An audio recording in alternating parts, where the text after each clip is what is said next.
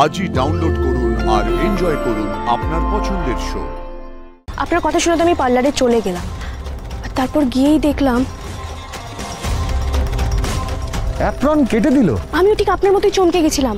আমার সাথে সাথে উপনীতাদির কথা মাথায় এসেছিল। দুটো মানুষের ব্যবহারে এতটা মিল হয় নাকি কখনো? সব কটা ননসেন্স। তোমরা এইভাবে ক্লায়েন্টদের সার্ভিস দাও, তোমাদের লজ্জা করে না? ভুল হয়ে গেছে ম্যাম। কি ভুল হয়ে গেছে? একটা নেল সেভ করতে পারছো না, অথচ দামটা কিন্তু ঠিক মিলে ধরে নিয়েছো। এভাবে কেউ চিৎকার করে নাকি? আমরা বুঝতে পারিনি ম্যাম, ভুল হয়ে গেছে, সরি। ও সরি, ফাইন।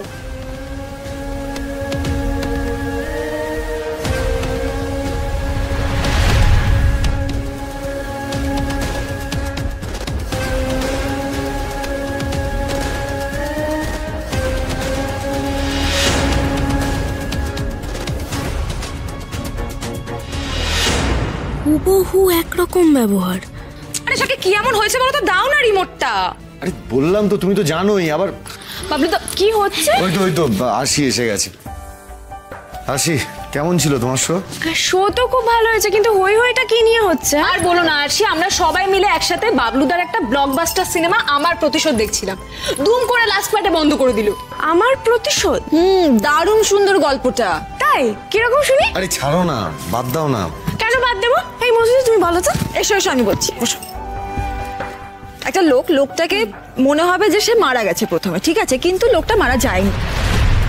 লোকটা প্রথমে তার বাড়িতে নিজেই আগুন লাগিয়ে পুরো বিষয়টাকে এমন করে সাজিয়েছে মনে হবে যে সে মারা গেছে, কিন্তু পরে যখন লোকটা ধরা পড়ে তখন বোঝা যায় যে লোকটা আসলে মারা যায়নি, নিজেকে বাঁচানোর জন্য মারা যাওয়ার নাটক করছিল। লাস্ট পার্টটা দেখতে তো পেলাম না। সাক্ষ্যটা দাও না রিমোটটা।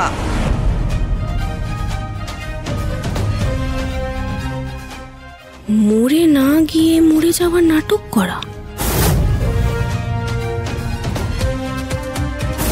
যেটা ফিল্মে দেখিয়েছে সেটা তো বাস্তবেও হতে পারে।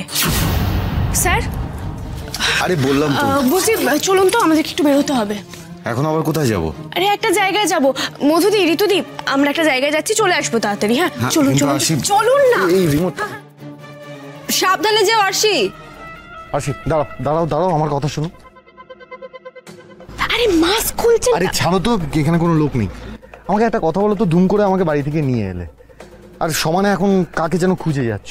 আমি তোমাকে সারা রাস্তায় জিজ্ঞেস করলাম, কিচ্ছু বললে না তুমি আমাকে। এবার কিন্তু সত্যি আমার মাথাটা গরম হয়ে যাচ্ছে।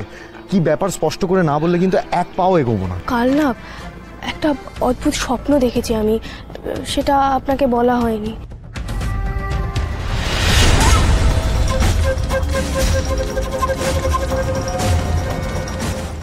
আর তারপর ঘটে আরো একটা অদ্ভুত ঘটনা। আপনার কথা শুনে তো আমি পার্লারে চলে গেলাম, আর তারপর গিয়েই দেখলাম ফালতু পার্লার একটা কেউ কাজের না। একটা নেল সেভ করতে পারছো না, অথচ দামটা কিন্তু ঠিক মিলে ধরে নিয়েছো।